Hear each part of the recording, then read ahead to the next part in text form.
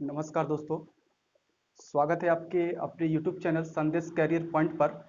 और जैसा कि आप हमारे साथ पॉलिटी का क्लास कंटिन्यू कर रहे हैं और उस पॉलिटी के क्लास में जो हमने कल आपको बताया था वो हम लोगों ने ये देखा था कि भारत के संघ एवं उसके राज्य क्षेत्र, संघ एवं उसके राज्य क्षेत्र की चर्चा हम लोग कल कर लिए थे। शेष भाग उसका जो आज होगा, जो कि आपके पेपर में कई बार यहाँ से भी प्रश्न पूछ लिया जाता है। तो भारतीय संविधान का भाग 1 हम कंप्लीट कर चुके हैं, ये बात आप थोड़ा ध्यान रखें। और आज जो हम चर्चा करेंगे भारतीय संविधान के भाग 1 के बाद इससे कुछ रिलेटेड पॉइंट जो आपके पेपर में पूछे जा सकते हैं।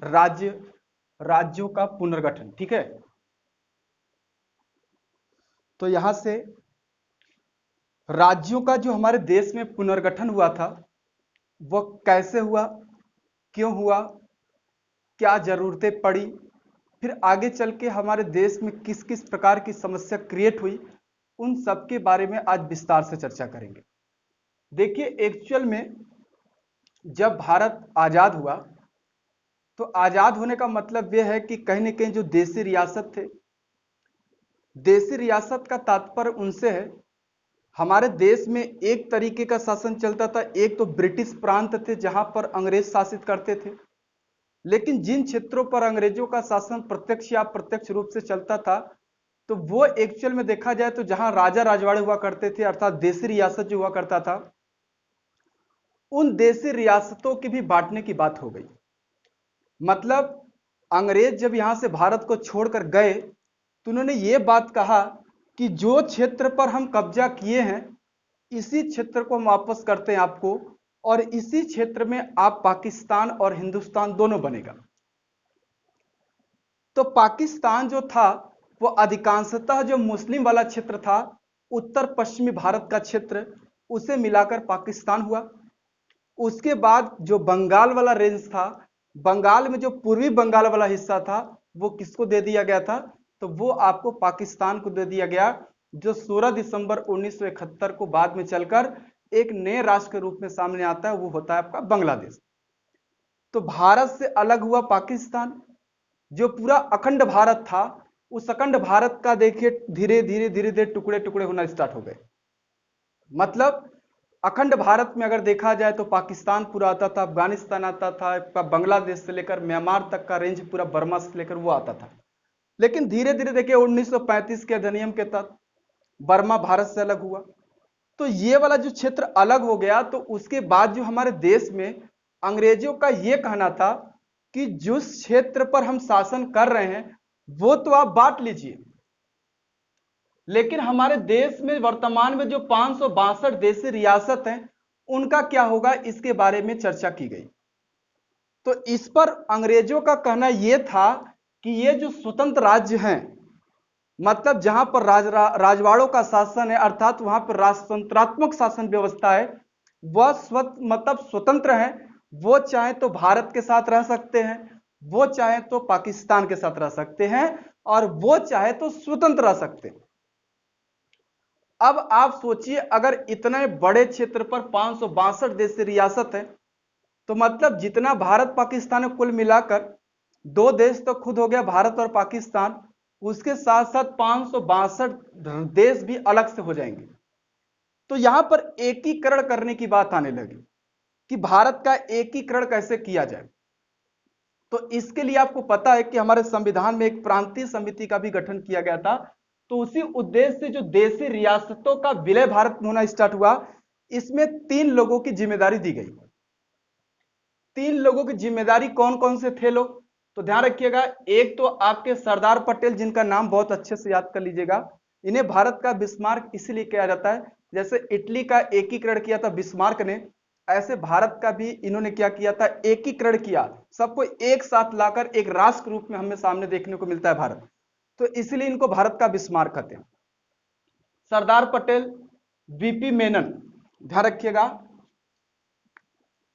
एक नाम है वीपी मेनन, एक है सरदार पटेल, और एक है आपके तत्कालीन उस समय के गवर्नर जनरल का नाम जानते रहिएगा, वो थे कौन, तो लॉर्ड माउंटबेटन।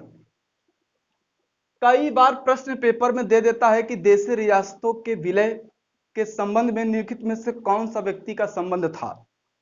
उसमें सरदार पटेल का भी नाम नहीं देगा और मैंने देखा है वीपी मेनन का नाम नहीं देगा। तो आप इसका राइट आंसर क्या मारेंगे? माउंटबेटन। यह बहुत बड़ी जिम्मेदारी थी कि सबको एक करना है। तो मान लीजिए इसके उपरांत अगर देखा जाए तो भारत में अधिकांशतः जो देशी रियासत थे वो भारत में मिल गए, भारत में अपना विलय कर लिए। और आप जानते हैं कि भारत लोकतंत्र को स्वीकार किया था, तो उन्हें लोकतंत्र को स्वीकार करना था। वो पहले राजा हुआ करते थे, लेकिन जरूरी नहीं था कि अब वो राजा रहें, क्योंकि लोकतंत्र में जनता अपना निर्वाचन अर्थात अपने प्रतिनिधि का चुनाव करती है। तो पहले तो उनको यह भी डर हुआ करता था कि जो हमारा राजा का पद है वो समाप्त हो जाएगा, अब उन्हें चुनाव लड़ना पड़ेगा, क्योंकि वो भारत में विलय कर चुके हैं, भारत का अभिन्न अंग बन चुके हैं। अगर वो भारत का अभिन्न अंग हो गए तो फिर भारत के हिसाब से उनको काम करना पड़ेगा। तो इस प्रकार से केवल 13 जो देशी रियासत थे वो पाकिस्तान में विलय कर लिए। अधिकांशतः जो थे वो किसमें विलय कर लिए? भारत में विलय किए। लेकिन 3 ऐसे राज्य थे जिन 3 राज्यों के साथ भारत को बहुत दिक्कतों का सामना करना पड़ा था। मेरे कहने का मतलब यह है कि ये 3 राज्य मिलने के लिए तैयार नहीं थे, जिसमें आप एक नाम हैदराबाद का सुनते हैं। हैदराबाद मिलने के लिए तैयार ही नहीं था।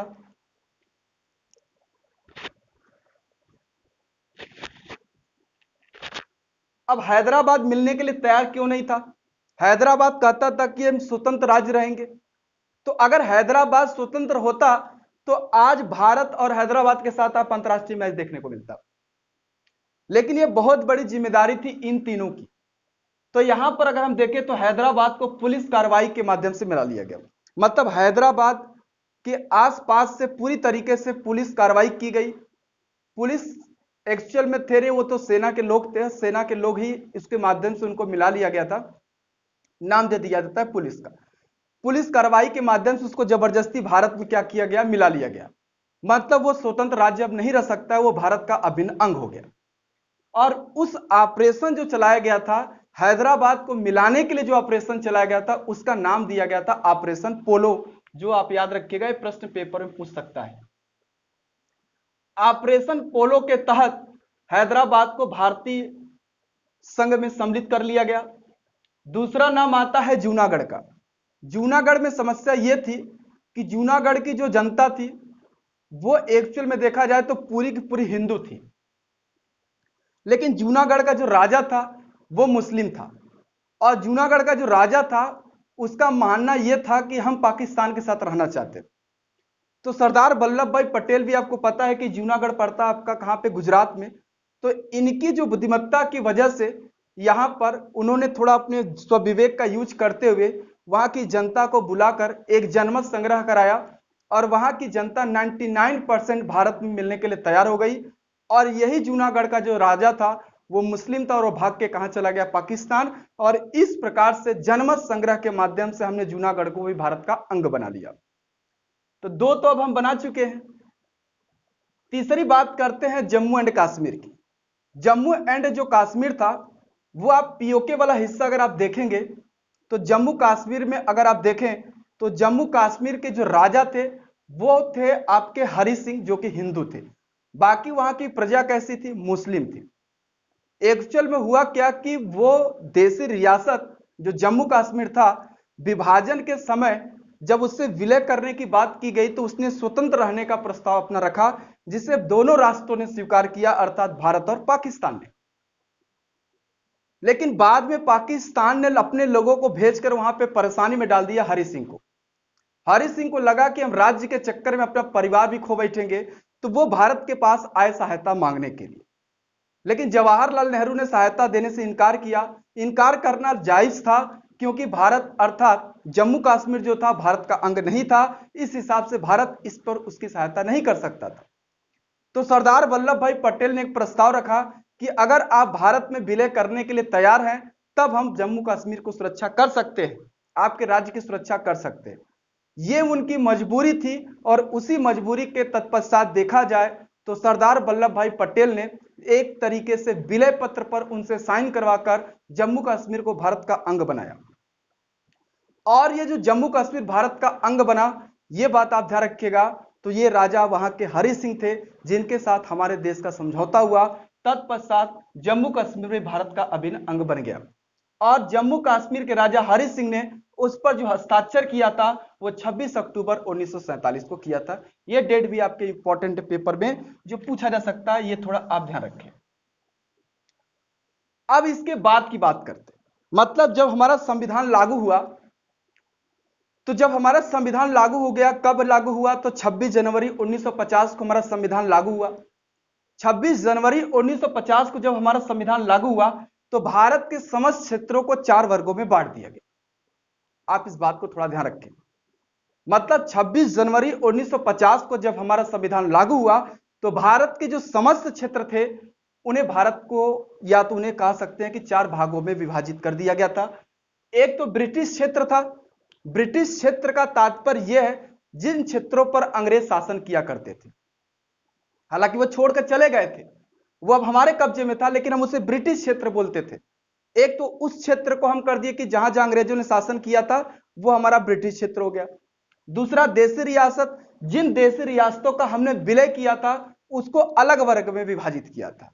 जो अंग्रेजों से प्राप्त हुआ था उसे ब्रिटिश क्षेत्र नाम दिया, जो हमने विलय कराया था उसे देशी रियासत नाम दिया। और एक कमिश्नरी हुआ करती थी, चीफ कमिश्नरी, जैसे बड़े बड़े जो क्षेत्र हुआ करते थे, जैसे मैंने आपको संविधान सभा में भी बताया था, अजमेर एक बहुत बड़ा क्षेत्र हुआ करता था, उसको कमिश्नरी बोलते थे। दिल्ली एक कमिश्नरी हुआ करती थी। उसके बाद कर्नाटक का कुर्ग जिला भी देखिए कमिश्नरी हुआ करता था।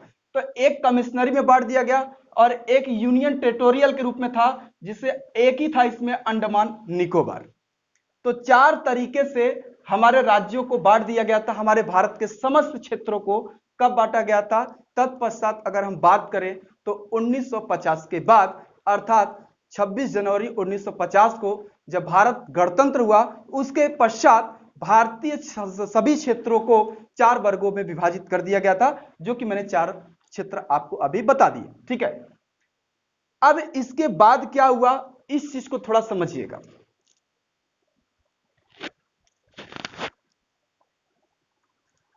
इसके बाद अगर हम देखें तो एसके धर आयोग का गठन 1948 में हुआ। एसके धर आयोग का गठन इसलिए हुआ और एसके धर आयोग ने अपनी रिपोर्ट 1949 में सौंपी। एक्चुअल में एसके जो धर थे वो इलाहाबाद हाईकोर्ट के अगर देखा जाए तो सेवान्वित न्यायाधीश माने जाते थे। एसके धर आयोग का गठन किया गया था और एसके धर आयोग ने कहा कि भारत को अगर अलग अलग प्रांतों में अगर आपको विभाजित करना है तो इसके हिसाब से भाषा को चुनकर, मतलब भाषा के आधार पर अगर राज्यों का गठन करेंगे तो यह गलत है। उन्होंने इसका विरोध किया, इस आयोग ने उसका विरोध किया कि आप भारत को भाषा के आधार पर गठित न करें। जैसे अगर मराठी लोग मराठी बोलते हैं, महाराष्ट्र के लोग मराठी बोलते हैं तो उन्हें आप महाराष्ट्र मत बनाइए। गुजरात के लोग अगर गुजराती बोलते हैं तो उसको गुजरात मत बनाइए। पंजाब को अगर पंजाबी बोलते हैं तो पंजाब मत बनाइए। तमिल के लोग तेलुगु, ये सब ऐसे करके, तो कहीं ना कहीं अगर देखा जाए इस आधार पर, अर्थात भाषा के आधार पर इन्होंने क्या किया, इसका विरोध किया कि राज्यों का जो पुनर्गठन हो वो भाषा के आधार पर न होकर प्रशासनिक तरीके से होना चाहिए। मतलब प्रशासन करने के हिसाब से उसका अगर विभाजन करते हैं तो वो हमारे देश के हित में होगा। इसी एसके धर आयोग के गठन, ध्यान दीजिएगा, आपके पेपर में प्रश्न बन सकता है और एक प्रश्न ये पूछ सकता है कि कहीं ना कहीं भाषा के आधार पर राज्यों के पुनर्गठन के लिए गठित पहली समिति का नाम पूछे तो वो याद रखिएगा एसके धर समिति थी। लेकिन इस समिति ने भाषा के आधार पर राज्यों के पुनर्गठन को क्या किया था, अस्वीकार किया था। अगर ये अस्वीकार कर दिया तो इसी कमेटी की समीक्षा करने के लिए, क्या ये जो कह रहे हैं कि भाषा के आधार पर हम गठन न करें, तो क्या ये सही है या गलत है, इसकी जो समीक्षा करनी थी, उसकी समीक्षा करने के लिए हमारे 3 सदस्यीय कमेटी का गठन हुआ, जिसमें जवाहरलाल नेहरू, वल्लभ भाई पटेल और पट्टाभी सीतारामैया, ये 3 लोग थे, ध्यान रखिएगा। कांग्रेस कार्यवाही कमेटी जो थी उसने 3 सदस्यीय कमेटी का गठन किया, जवाहरलाल नेहरू, वल्लभ भाई पटेल और पट्टाभी सीतारामैया। तीनों समितियों का, ये 3 सदस्यीय समिति का गठन 1948 में हुआ और इस समिति ने भी यह सुझाव दिया कि जो एसके धर आयोग समिति ने बात कही है वो बिल्कुल सही कही है। मतलब ये भी इसके बातों को या इसकी जो सिफारिश थी उसको मानकर भारत के राज्यों का जो पुनर्गठन होना था उसे अस्वीकार कर दिया भाषा के आधार से। तो याद रहेगा कि अगर पूछ दिया कि भाषा के आधार पर, देखिए लिखा है भाषा के आधार पर राज्यों के गठन का विरोध किया था एसके धर आयोग ने और इसी की समीक्षा किया कि क्या एसके धर आयोग सही बोल रहा है या गलत बोल रहा है।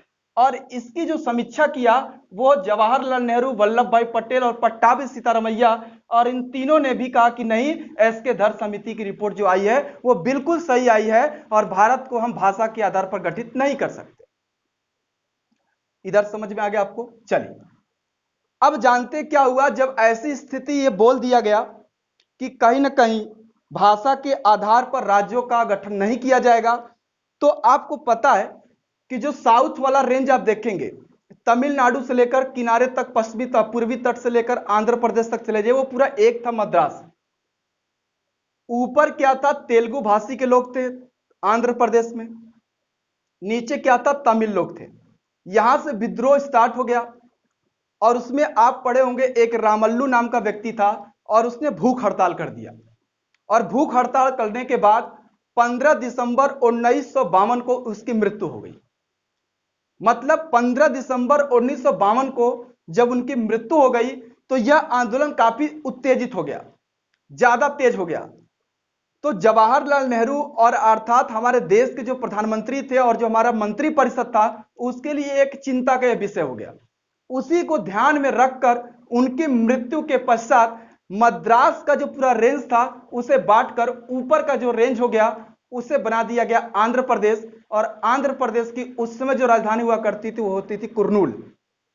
तो याद रखिएगा उस समय उसकी राजधानी थी कुर्नूल। तो आंध्र प्रदेश का गठन क्यों किया गया? क्योंकि रामल्लू जो थे वो चाहते थे कि हमें ऊपर का जो तमिल लोग हैं, तेलुगु भाषी लोग हैं, आंध्र प्रदेश में बोलते हैं, हमें आंध्र प्रदेश अलग करिए और इन लोगों को अलग कर दीजिए। इसी का विरोध किया गया सरकार के द्वारा, क्योंकि पीछे आप देख रहे रिपोर्ट में सीधे बोला गया था कि हम भाषा के आधार पर राज्यों का गठन नहीं कर सकते। अंततः सरकार को उनकी बातों को लेकर झुकना पड़ा और सरकार ने 1 अक्टूबर 1953 को आंध्र प्रदेश का गठन कर दिया। किस आधार पर किया? भाषा के आधार पर कर दिया। अर्थात तेलुगु भाषी के लोगों के लिए एक नए राज्य का गठन हुआ और वो राज्य कौन बना? तो आंध्र प्रदेश का गठन किया गया। ठीक है, तो याद रहेगा कि आंध्र प्रदेश का गठन कर दिया गया। अब यहां से थोड़ी बातों को समझिएगा।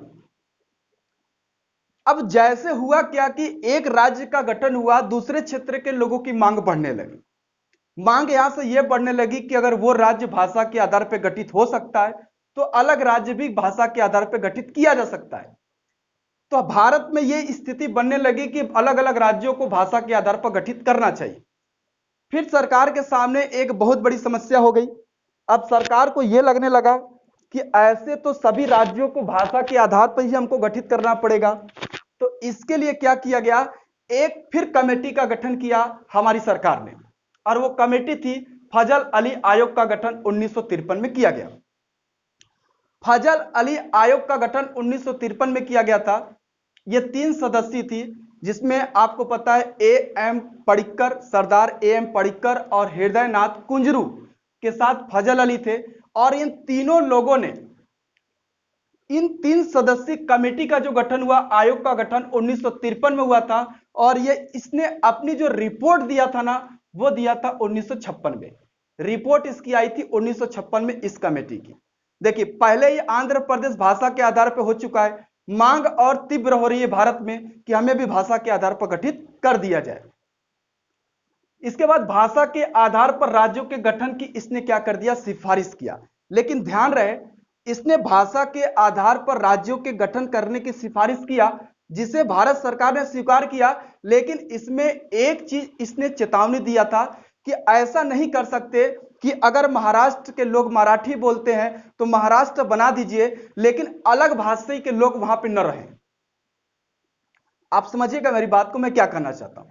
मेरे कहने का मतलब यह है कि महाराष्ट्र के लिए आप मराठी बना दीजिए कि मराठी लोग महाराष्ट्र के लिए हैं, लेकिन महाराष्ट्र के जो लोग होंगे केवल मराठी भाषी लोग नहीं होंगे जो मराठी बोलते हैं, वहां पे पंजाबी बोलने वाले भी लोग रह सकते हैं, वहां पे हिंदी बोलने वाले भी लोग रह सकते हैं, वहां तमिल बोलने वाले भी रह सकते हैं। अगर इसी बंबई को आपको पता है बाद में 1960 को दो राष्ट्रों में, दो राज्यों में बांटा गया था, एक गुजरात बना था और एक महाराष्ट्र। गुजरात के लोग गुजराती बोलने वाले, महाराष्ट्र के लोग मराठी बोलने वाले। लेकिन इस आयोग की जो सिफारिश थी कि आप भाषा के आधार पर गठित जरूर करें, लेकिन वहां पर सभी भाषी के लोग रह सके। ऐसा नहीं कि एक भाषा के लिए अलग अलग राज्य बने, तो आप ऐसा नहीं कर सकते हैं। यह बात आपको ध्यान रखनी है। समझ में आया आपको? मतलब कहने का यह था कि आप भाषा के आधार पर गठित करिए, लेकिन उस राज्य में भारत के समस्त नागरिक अगर रहना चाहते हैं या वो भारत में कोई भी भाषा बोलते हो तो उस राज्य में वो रह सकते हैं। ऐसा सिफारिश किया था फजल अली आयोग ने, और इसकी सिफारिश को हमारी सरकार ने क्या किया? स्वीकार किया। लेकिन स्वीकार करने से कुछ नहीं होगा। ऐसा नहीं कि कोई कमेटी ने सिफारिश कर दिया उसको आप स्वीकार करिए। उसके लिए हमारे संविधान में क्या करने की जरूरत पड़ी? संविधान में संशोधन करने की जरूरत पड़ी। हमारा संविधान में संशोधन हुआ, वो संशोधन हुआ इसके पश्चात 7वां संविधान संशोधन 1956 में किया गया।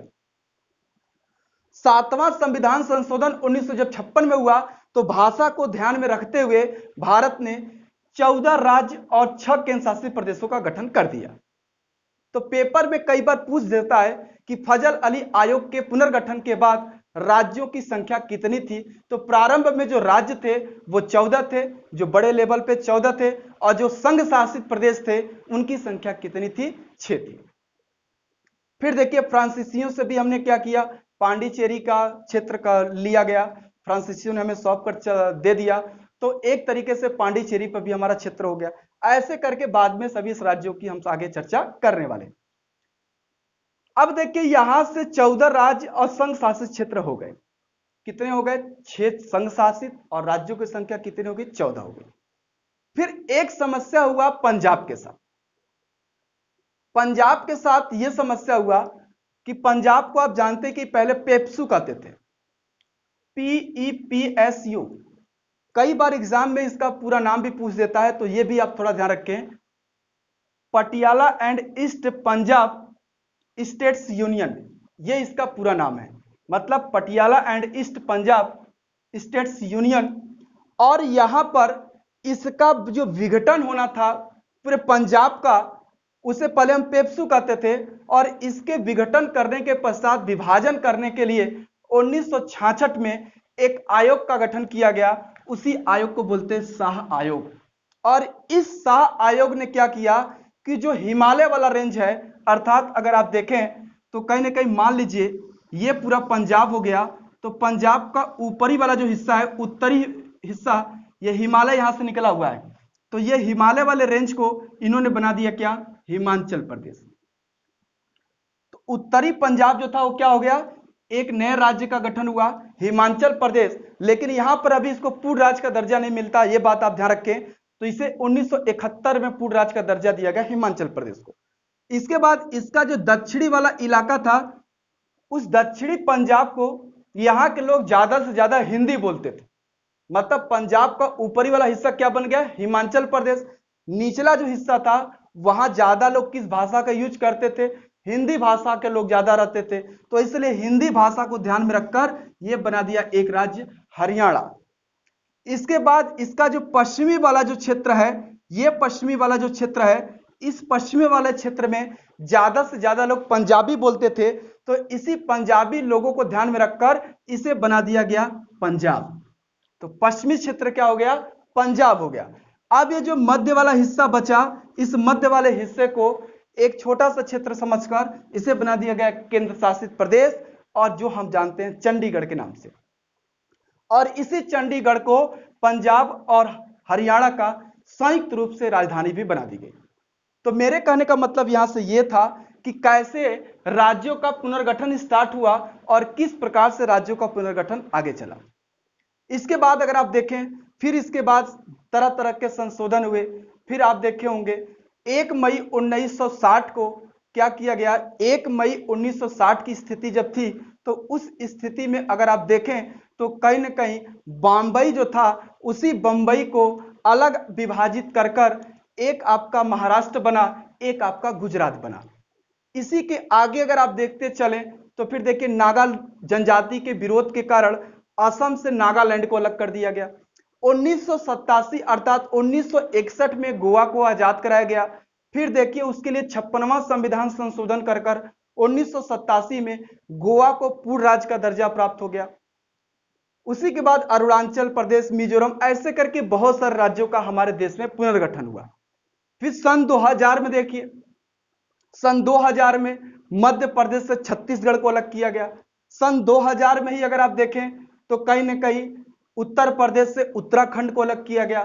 सन 2000 में ही देखिए तो कहीं ना कहीं बिहार से झारखंड अलग हुआ। तो ऐसे करके अगर जो अलग होते गए, जिससे कि आज वर्तमान में हमारे देश में 28 जो राज्य हैं और साथ साथ 8 केंद्र शासित प्रदेश हैं। ठीक है, तो यहां से जो पीछे वीडियो में आपका क्लास छूटा था उसे मैंने पूरा किया और एक नए टॉपिक के साथ, राज्य पुनर्गठन के साथ। तो राज्यों का कैसे पुनर्गठन हुआ और किस तरीके से हुआ उसकी चर्चा आज हम लोगों ने किया। ठीक है, आई होप आपको ये वीडियो अच्छा लगा होगा। अगर ये वीडियो अच्छा लगे तो आप ज़्यादा से ज़्यादा लोगों को शेयर करें और हमारे चैनल को सब्सक्राइब भी करें।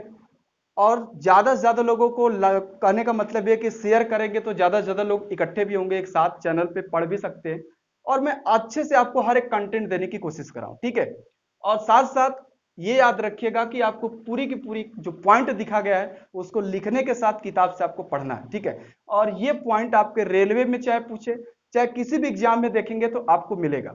और मैं जब टेस्ट लूंगा तो वहां पे इससे क्वेश्चन आपको वहां पे रखे जाएंगे। ठीक है, चलिए बहुत बहुत धन्यवाद।